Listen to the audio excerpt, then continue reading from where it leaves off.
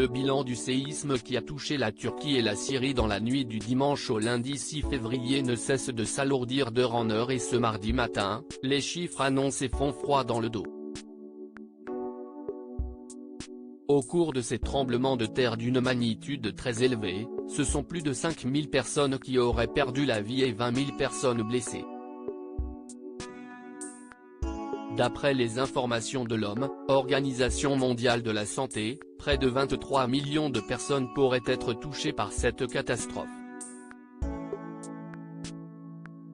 Une véritable tragédie qui a également touché plusieurs sportifs bien connus installés en Turquie, à l'image de Christian Atsu, le footballeur de 31 ans, qui joue actuellement pour le club de Hatayspor.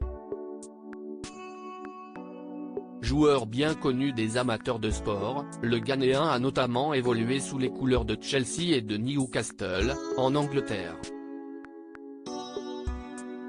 Élu meilleur joueur de la Coupe d'Afrique des Nations en 2015, l'attaquant africain n'avait plus donné signe de vie depuis le séisme qui a touché la Turquie et les secours cherchaient activement à avoir de ses nouvelles.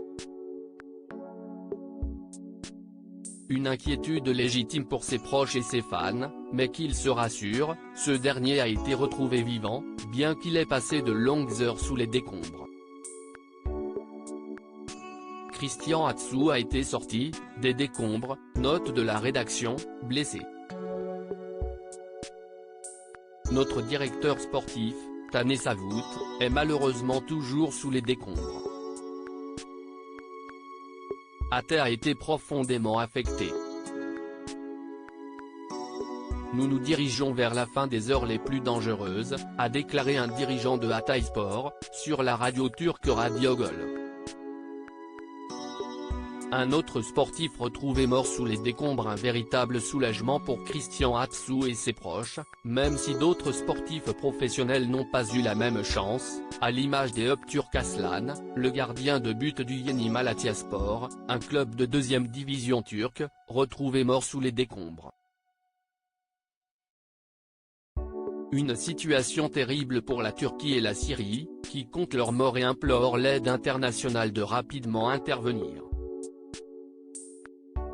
La France se tient prête à apporter une aide d'urgence aux populations sur place, a notamment déclaré le président de la République, Emmanuel Macron.